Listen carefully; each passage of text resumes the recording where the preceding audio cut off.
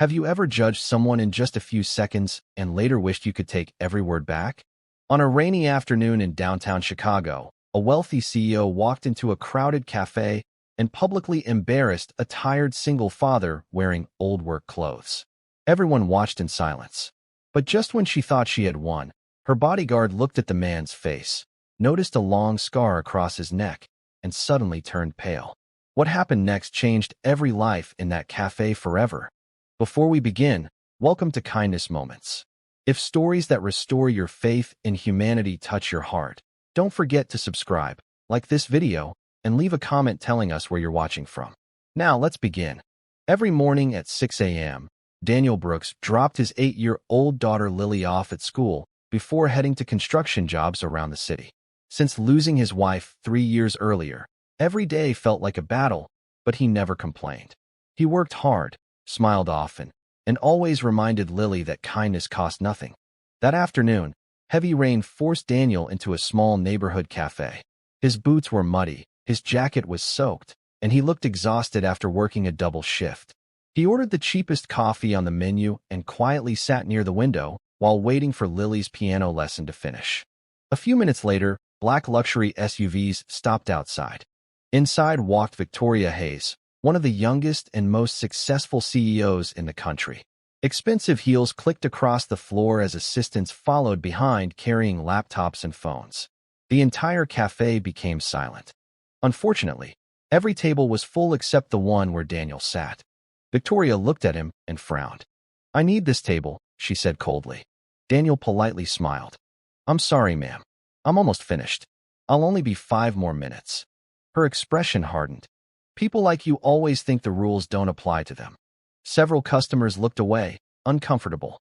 Daniel lowered his eyes and quietly reached for his coffee. But Victoria wasn't finished. "If you can afford to waste time sitting here, maybe you should spend it finding a better job." The words cut through the room like ice. Daniel didn't argue. He simply stood up and whispered, "I hope your day gets better." The cafe owner felt terrible and offered Daniel a free pastry for the road. Daniel thanked him with genuine gratitude. That simple act of kindness surprised everyone. As Daniel turned to leave, Victoria's bodyguard, Marcus, suddenly stared at the side of his neck. There, just below his ear, was a jagged scar. Marcus froze. His hands began to shake. "Sir," he whispered. Daniel looked confused. Marcus stepped closer, his eyes filling with tears. "6 years ago, were you at Lincoln Bridge after the bus accident?" Daniel thought for a moment. "There was an accident. I helped pull people out before firefighters arrived." Marcus nodded. "I was one of those people." The cafe became completely silent. Marcus continued. "My leg was trapped under metal. Everyone else ran away because they were afraid the bus would explode. You climbed inside anyway." Daniel smiled softly. "I just did what anyone should do." Marcus shook his head. "No, you carried me out on your shoulders. The broken glass caused that scar on your neck." Victoria's confident expression disappeared. Marcus looked at her. "The man you just humiliated saved my life." No one moved.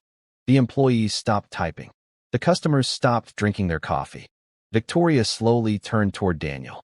For the first time, she really saw him. Not a tired worker. Not worn-out boots. Not an old jacket. She saw a father who had risked his own life for a complete stranger and never asked for recognition. Daniel quietly picked up his backpack. "It's okay," he said. "Everyone has bad days." But Victoria couldn't let him walk away. She stood in front of him. "I'm sorry," she said, her voice trembling. "I judged you without knowing anything about you." Daniel nodded gently. "I accept your apology." Lily suddenly ran into the cafe after finishing her lesson. "Dad." She hugged him tightly. Victoria watched the little girl smile at her father as if he were the greatest hero in the world. Maybe he was. The next morning, Victoria asked her assistant to find Daniel. When he arrived at her office, he expected another apology. Instead, Victoria offered him something unexpected. She had recently started a foundation that rebuilt homes for struggling families, but she wanted someone honest to lead the community projects. "I need someone who values people more than money," she said. Daniel hesitated. "I've never managed a company." "You've already managed something much harder," Victoria replied. "You've built a life filled with courage and kindness." Months passed. Under Daniel's leadership, hundreds of volunteers repaired homes, built playgrounds, and helped single parents across the city. Marcus volunteered every weekend. Victoria often joined them, quietly painting walls beside children who had once been homeless. People noticed something incredible. The foundation didn't become famous because of its money. It became famous because everyone treated strangers like neighbors. One rainy afternoon, Daniel returned to the same little cafe. This time, Victoria walked in carrying 2 cups of coffee. She smiled and asked, "May I share your table?"